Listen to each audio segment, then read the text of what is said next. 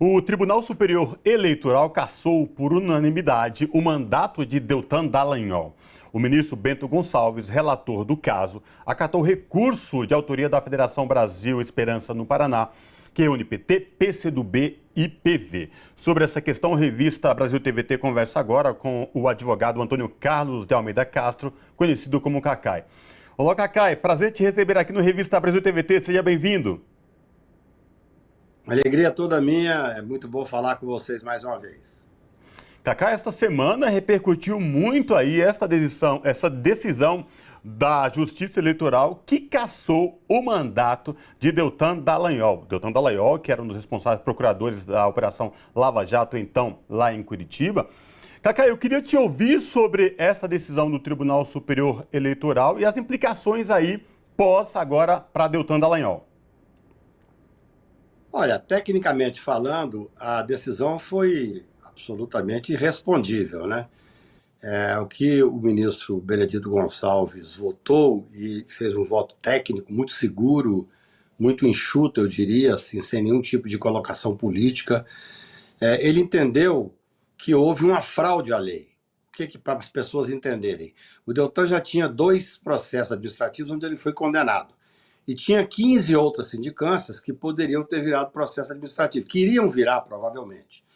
Então, há uma expressa decisão na lei dizendo que o cidadão que responde a um processo administrativo, um procurador da República, não pode se exonerar para candidatar a qualquer cargo político, porque seria uma forma de burlar a legislação, fraude à lei. O que o Deltan fez? O Deltan é um fraudador quanto mais. Ele fraudou a Jato, ele fraudava os processos com Moro. Isso é uma característica até da verdade dele. O que ele fez foi, para fugir da hipótese de inelegibilidade, porque se abrisse mais um processo, ele ficaria. Ele então resolveu burlar, fraudar a lei. E ele então pediu exoneração para ser candidato. A decisão é absolutamente técnica.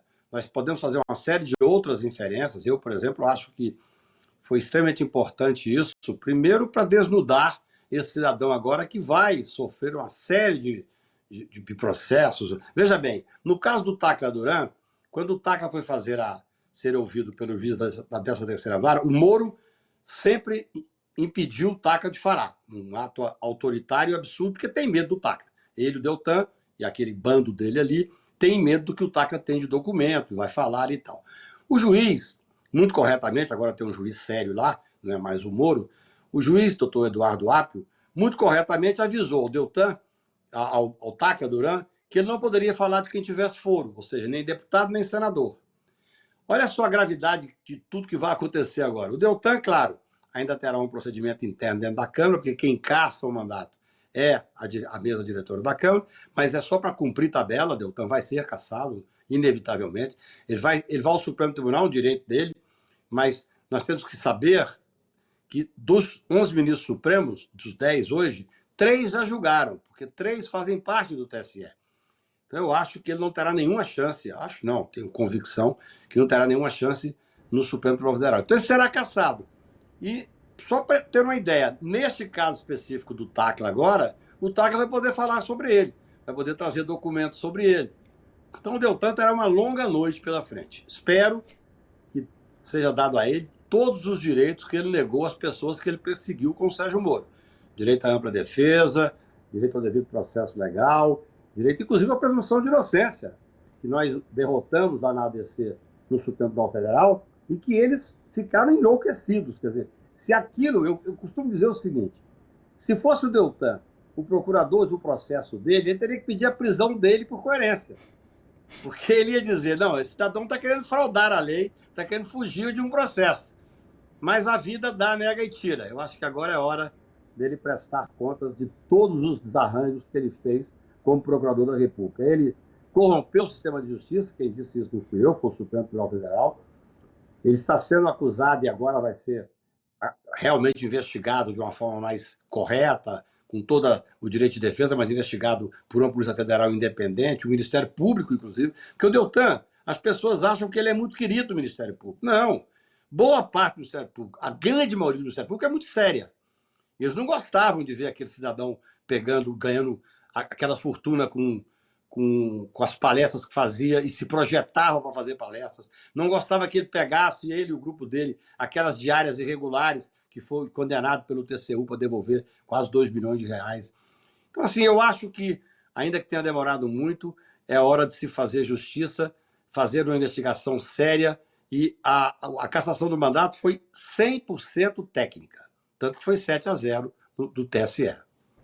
E, Cacai, agora a pergunta que fica é, aconteceu isso com o Dallagnol agora, a TSE tomou as medidas, fez o processo devido, e quanto a Sérgio Moro, o que a gente pode esperar, se há alguma perspectiva que algo resvale nele também desse processo referente ao Dallagnol ou algo parecido?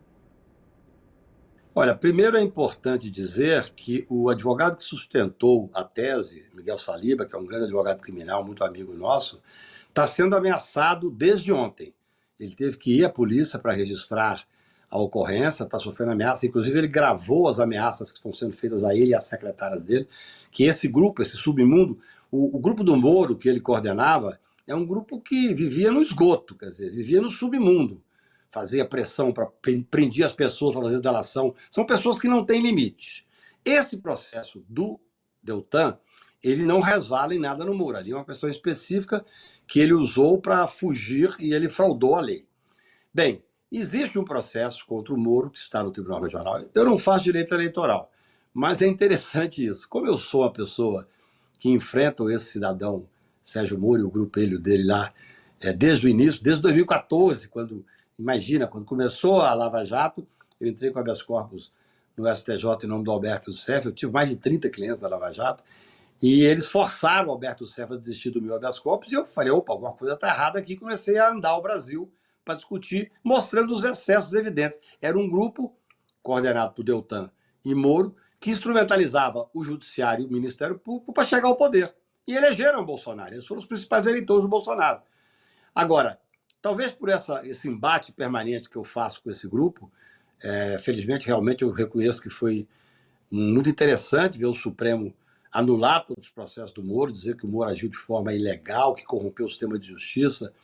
Ele e o grupo dele, claro, que ele coordenava, esse Deltan e os demais. Já tem procurador que já foi exonerado, tem procurador que está sofrendo processo, tem procurador que agora tem essa denúncia do Tacla de que recebia mesada para proteger pessoas. A situação ainda vai ser muito aprofundada. No tocante ao Moro, essa semana eu fui procurado por um grupo de advogados eleitoralistas, querendo que, quando esse processo vai subir para o TSE, porque lá no Paraná, eles têm uma proteção. Isso é a verdade. A justiça ali é meio de passagem. Eles querem que eu sustente. Eu nunca sustentei no TSE. Sustentei uma vez quando me formei. Mas eu acho que é uma causa nobre. Eu vou estudar o assunto com mais profundidade e, me convencendo, eu talvez faça a sustentação oral no TSE, vou estrear a tribuna do TSE para poder fazer esse processo do Moro, que eu acho que terá o mesmo fim. Mas o Moro tem várias outras questões, né? O Moro, ele tem investigação das mais diversas, né? Porque o que eu tenho dito é o seguinte, disse ontem, inclusive, na Comissão de Constituição e Justiça do Senado, até o senador Sérgio Moro estava lá. Eu disse, olha, nós temos que saber que a Lava Jato não acabou. Aquela Lava Jato que eles coordenavam, que quebraram empresas, que tinha interesse político, o Supremo, de certa forma, sepultou, e os vazamentos da Vaza Jato demonstrou a fragilidade. São indigentes intelectuais e de caráter. Agora, é óbvio que não acabou a Lava Jato como um todo, porque agora vai começar a investigação em cima desses que fraudaram a Lava Jato. E eu acho que também não é só a questão eleitoral. Para mim, principalmente, é a questão criminal. Essas pessoas vão ter que responder pelos inúmeros crimes que praticaram. Cacai, eu vou aproveitar a tua oportunidade aqui no Revista Brasil TVT. A gente estava falando da cassação do mandato de Deltan Dallagnol, das possíveis implicações que possa ter a Sérgio Moro também. Mas é uma notícia que vem lá de Brasília. Esta semana, a Câmara dos Deputados instalou uma comissão parlamentar de inquérito que pretende investigar o MST. A gente sabe várias tentativas de criminalizar o movimento dos trabalhadores e trabalhadoras sem terra, que é o MST. Eu queria te ouvir também sobre isso, porque a gente saiu de uma feira da reforma agrária realizada pela entidade em São Paulo, foi um sucesso de público, de produtos comercializados sem agrotóxicos, de alimentação saudável.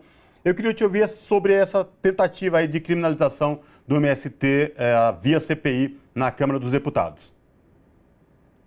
Olha, eu tenho uma preocupação real com essa CPI. Eu advogo há 40 anos em Brasília, já advoguei em várias CPIs, e tem uma frase, se não me engano, do Ulisses Guimarães, que é muito correta. CPI você sabe como começa e não sabe como termina. Então eu acho que o governo deveria ter trabalhado tecnicamente, eticamente, para impedir a instalação dessa CPI. Já que está instalada, pelo menos espero que tenha pessoas que sejam competentes para fazer o embate. Porque o MST, ele é visto por essa parte da direita mais radical como sendo um movimento que deve ser criminalizado, o que é um absurdo. Então nós vamos ter dois momentos importantes. O primeiro momento, que é se a comissão for composta de pessoas que saibam levar isso a sério, que o MST mostrar para o país o que ele faz, esse trabalho absolutamente fantástico. O MST é, talvez, o movimento mais importante, mais estruturado, uma capilaridade incrível. Eu estive agora na fazenda deles recentemente, num debate lá, vamos fazer uma homenagem ao ministro Ricardo Lewandowski. É impressionante a capilaridade deles, a organização, a seriedade. Então, vai ter essa hipótese de mostrar isso, mas eu vou dizer para vocês, com a minha experiência de Brasília, isso não dá matéria, isso não é notícia. O MST ser estruturado, ser organizado, essa feira, por exemplo, que dizem que foi espetacular, ela não vai ter tanta repercussão, não tenho dúvida não. A repercussão vai ser a tentativa de criminalizar. E aí, é uma repercussão que pode ser muito negativa neste momento do país, não só para o MST, mas mesmo para as questões políticas. O Brasil passa por um momento, ainda ontem eu fiz um jantar com pessoas que entendem um pouco da economia, tá? Eu fiquei mais ouvindo. O Brasil passa por um momento que ele tem que se afirmar. O governo Lula fez um leque muito grande, veja bem, para vencer o fascismo. O Lula disse isso lá em casa no final do ano. Só ele, por que ele candidatou? Só ele ganharia. Ninguém ganha de um presidente fascista, sem escrúpulo, sentado num caminhão de dinheiro, com um Congresso cooptado. É quase um milagre ganhar no sistema presidencialista, ganhar com quem está disputando a reeleição. O Lula ganhou. Para ganhar, claro, ganhou à frente, não foi o PT que ganhou. Ele próprio disse isso. Então teve que fazer um ministério muito amplo. E esse ministério ainda está se ajustando, quer dizer, os partidos ainda não estão fazendo o apoio que devem. Tem uma derrota grave há poucos dias atrás no Congresso Nacional. Então o Lula não tem, neste momento, a força que tinha quando elegeu a primeira vez, quando tomou posse em 2003. Então essa CPI é uma CPI importante e perigosa, porque eu acho que eles vão querer dar esse sintoma principal da criminalização do movimento, que é um absurdo, mas é o que vai dar notícia. Nós temos um grupo hoje de direita, ultradireita, muito estruturado, que tem uma capacidade de capilarização de notícia muito maior do que a esquerda. Então, eu acho que vai depender muito. E veja bem, nós vamos estar paralelamente com a CPI do golpe, de 8 de janeiro. Quer dizer, então, eu penso que essa CPI do 8 de janeiro, ela terá, provavelmente, mais audiência no todo do que a CPI do MST, o que é bom para o MST, na verdade. Agora, também é uma oportunidade, tem pessoas absolutamente competentes e capazes ali, para que se mostre o trabalho que é feito. A divulgação desse trabalho é que é a questão, né? Porque você imagina 3 horas de determinado depoimento, em que alguém, um dos líderes do MST, tem tanta gente boa, o João, muita gente preparada. Então, 3 horas de um depoimento onde seja mostrado todos os trabalhos que fazem, mas depois o que a mídia vai selecionar? Vai ser uma pergunta de um desses ultradireita aí, mais radical. Nós temos que ver algumas coisas que estão acontecendo no Brasil. Eu escrevi um artigo que saiu ontem, que chama Passou a Boiada, uma coisa assim, saiu ontem no IG e no Jornal do Rio de Janeiro, dizendo isso. Por que está acontecendo no Brasil? Você está vendo esse recrudescimento da questão, por exemplo, do trabalho escravo, que está aparecendo aos borbotões. Porque durante 4 anos do governo Bolsonaro, houve uma desregulamentação total das regras todas. Aquilo que aquele Salles falou lá nisso, vamos aproveitar a pandemia e passar a boiada, eles passaram a boiada, não tinha nenhum tipo de controle. É uma dificuldade governar o Brasil hoje. Olha que eu nunca serei governo, porque eu nunca quero mexer com política. Mas eu observo e vejo que o governo Bolsonaro desestruturou naquilo que é mais importante praticamente todas as áreas. Acabou com a saúde, acabou com a educação, acabou com a economia. E Nessa área específica do campo, é muito interessante. Por que eu escrevi esse artigo? Eu converso, eu tenho muitos amigos da área do agronegócio. Até tenho fazenda, eu gosto e tal, sou filho de roceiro, de pequeno fazendeiro, mas de roceiro e tal. E eles, na época do Lula, os governos primeiros do Lula, eu me lembro que eles falavam que o governo é excepcional, gostavam daquilo ali. Então, hoje, por que o agronegócio, a direita do agronegócio, não o agronegócio, a direita radical do agronegócio é contra o governo Lula? Em parte, no meu ponto de vista, porque eles se beneficiaram dessa falta de regulamentação absoluta, podiam fazer tudo. Isso não é óbvio que o grande empresário não pensa assim, o empresário sério que produz não pensa assim. São grupos que, inclusive, informação que eu tenho, estão sendo investigados como financiadores do 8 de janeiro.